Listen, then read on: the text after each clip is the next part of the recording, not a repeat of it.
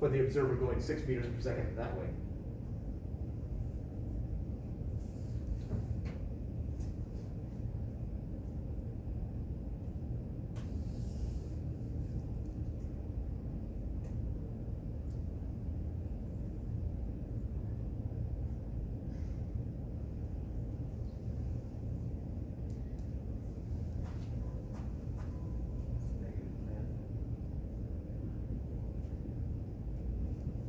So therefore, its momentum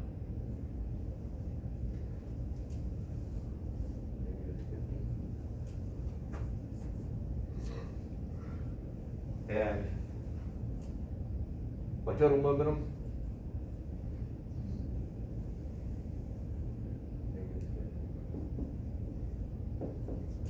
all right. So I can play around with the velocity just by, or the momentum just by changing who's watching it. If you haven't figured out the pattern, whatever the observer's velocity is, you just subtract it. So it's 5 minus 5, 5 minus 10, and 5 minus negative 5. Over here, 6 minus 6 is 0. Negative 4 minus 6 is negative 10. So whatever the velocity is initially, just subtract what the observer's doing, and that's the new velocity of the object.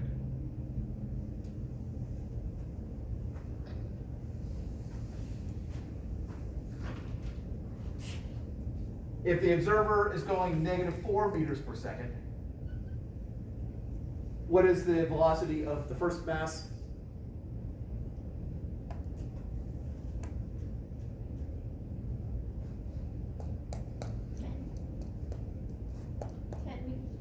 Yeah, 6 minus negative 4 is 10.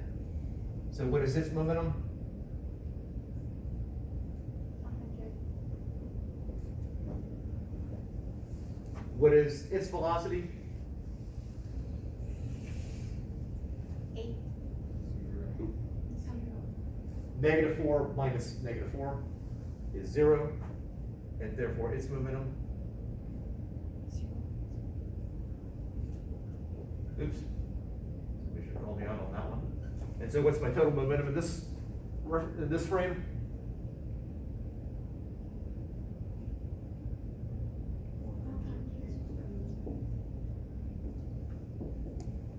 Just adding that and that. Okay. There is a reference frame where the total momentum is 0. And that's what we want. We want it where it's 0. So we have to figure out how fast does he need to be traveling. Well, I know it's somewhere between 6 meters per second and negative 4 meters per second, because that gets me from negative 50 to 100. So it's somewhere in there. Now we can play around with some ratio stuff, but we could just solve the perfectly inelastic collision, because how fast they're going in the perfectly inelastic collision afterwards is exactly how fast the observer needs to go.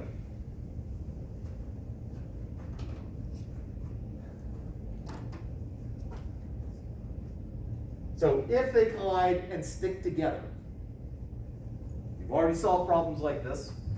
If they collide and stick together, what is the final momentum? Well, I know that in the reference frame, my initial momentum is 40 Newton seconds. That's got to be equal to my final.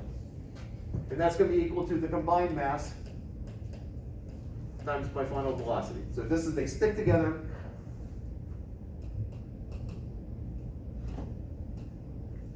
And so whatever 40 divided by 15 is, that's what I was trying to work out the number so that it came out really nicely. Unfortunately, we still got a fraction here.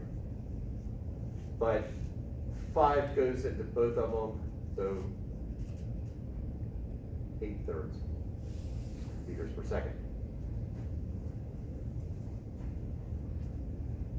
So if the observer is going 8/3 meters per second, my total momentum should be 0.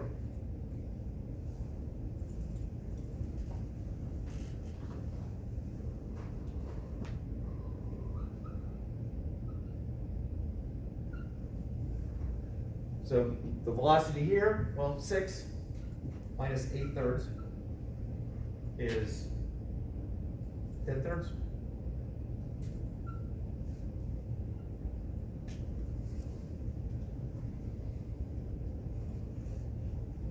That feels right. So what is its momentum in this reference frame right here, which I'm going to call the zero momentum frame?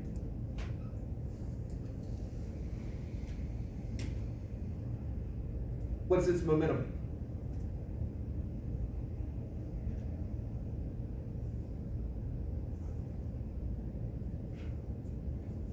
For decibels?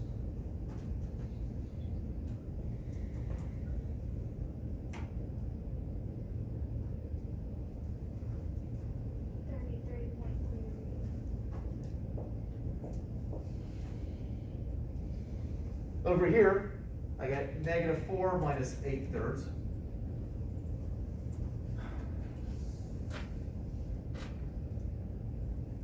(19/3) negative. -20/3. So.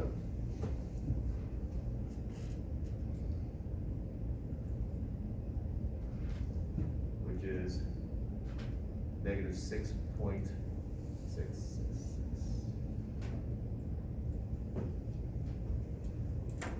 So what is its final momentum, or initial momentum?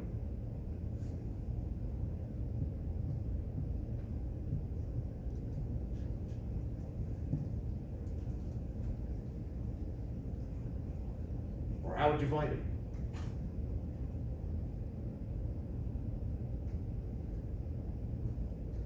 -33.33 repeating. I hope so. Yep. 1 second. -33.33 and so on, Newton seconds. So I've got my momentum here of positive 33, and my momentum here of negative 33, so my total momentum is 0.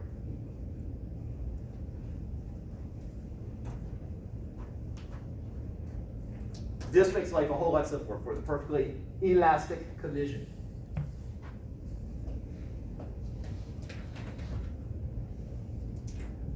Because in this reference frame, what I want is the total momentum to stay the same. So we're doing a perfectly elastic collision, so kinetic energy is conserved. They're going to collide. I want the total kinetic energy to stay the same, and I want the total momentum to stay the same. Well, I can get the total momentum to stay the same if the signs just switch. So how fast would this need to be going to keep the same total kinetic energy and the same magnitude of momentum?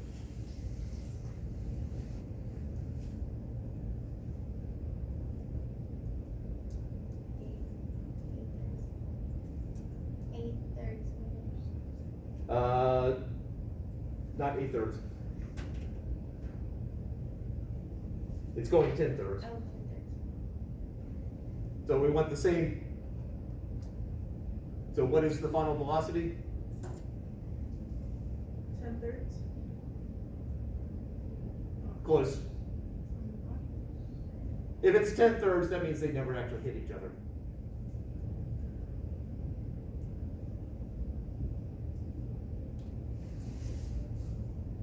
I've erased it. That's what we did right over there. Same kinetic energy, same magnitude of momentum.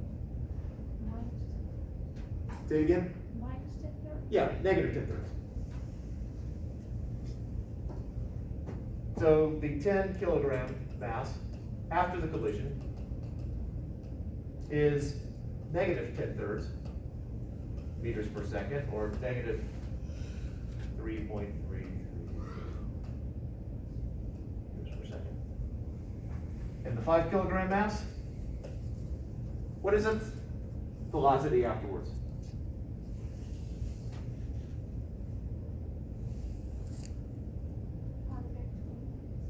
Yeah. Positive 20/3, which is positive 6.6. And now I have to, so I know what happens after the collision. This is a perfectly elastic collision. My kinetic energy is the same because my speeds are the same for each mass. My momentum's the same because all I've done is switch signs, so in essence, instead of positive plus this negative that cancel out, it's now gonna be a negative plus a positive that cancel out. All I've done is just flip the signs of these two things. So my momentum stays 0. And now I have to get it back into the lab frame. Well, I got out of the lab frame by subtracting 8/3. I get back into it by doing the opposite. I just add 8/3.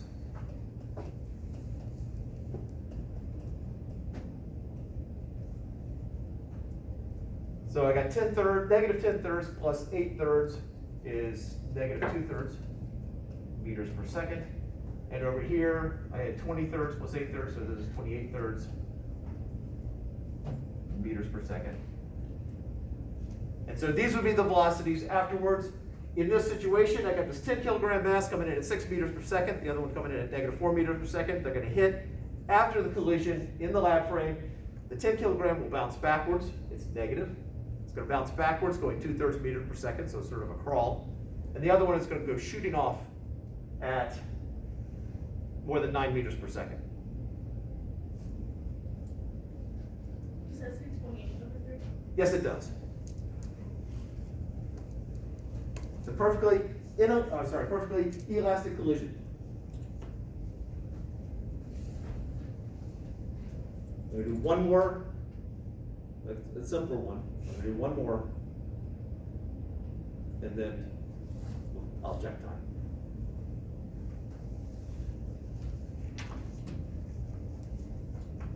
Questions before I erase?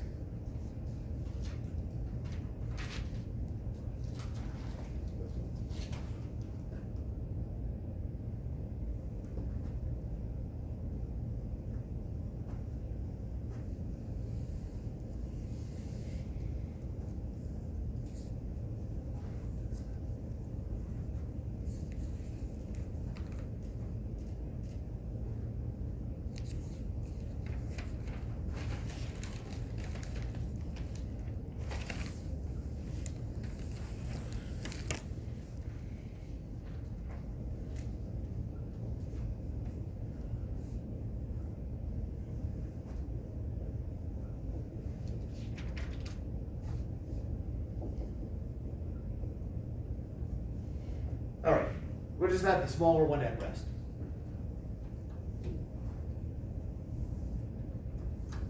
In this reference frame, actually, let's solve the perfectly inelastic collision first. In other words, they're going to hit and stick together. What is, if they stick together, what is my final velocity?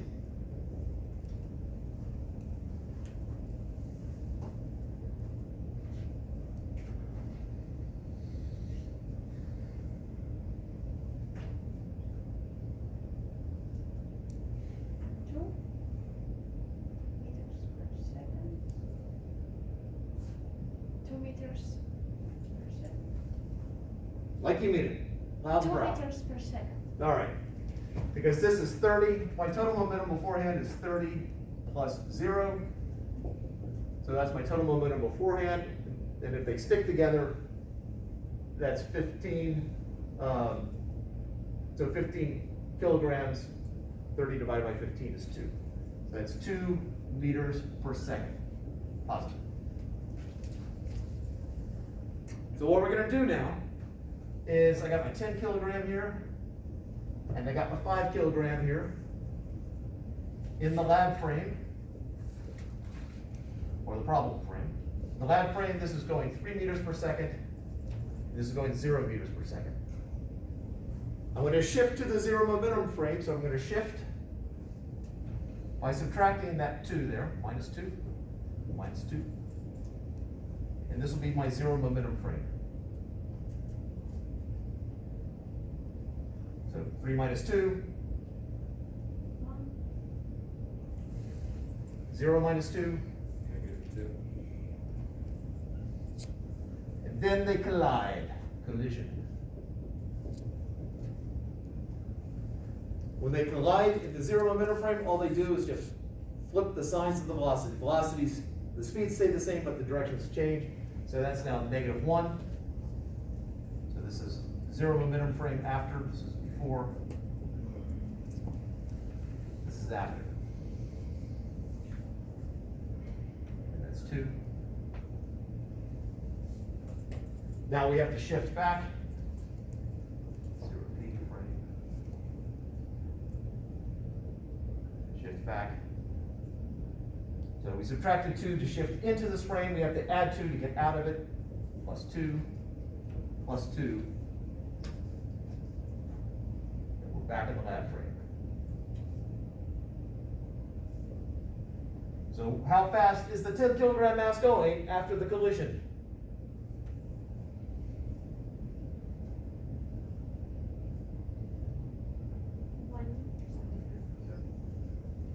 How fast is the 5 kilogram mass going after the collision? 4.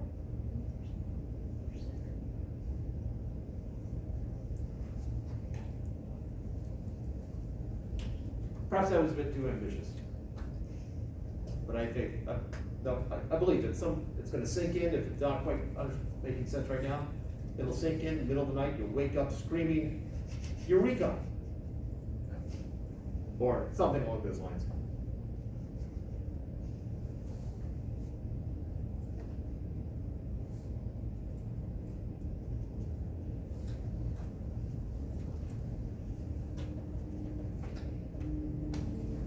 All right, any questions?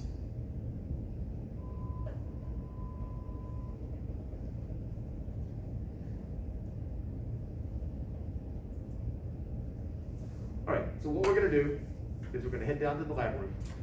This is the lab that's the most conceptual of all the labs, most qualitative. So there's a little bit of measurement in the beginning, but after that, it's all observational. It is possible that you will finish before you leave today.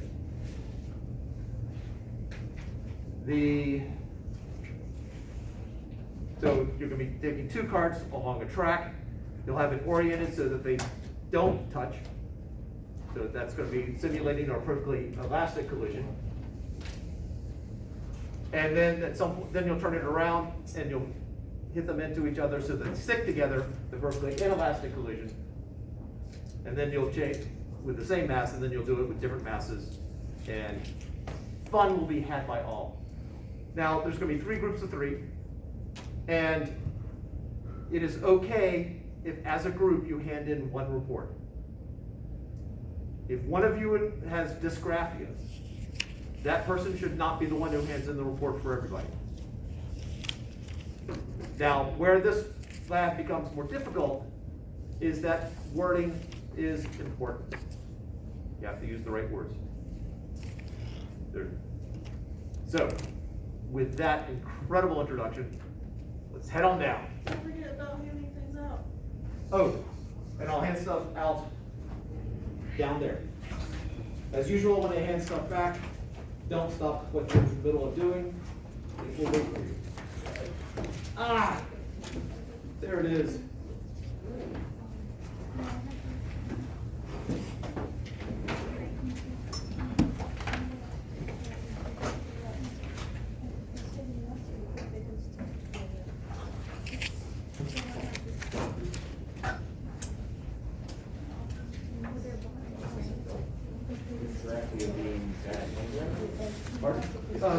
Yeah, officially there's a disconnect between what you're trying to write and what actually comes out.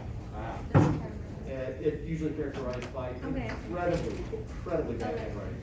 I just typed the correct and see that. Okay, thank you. All right.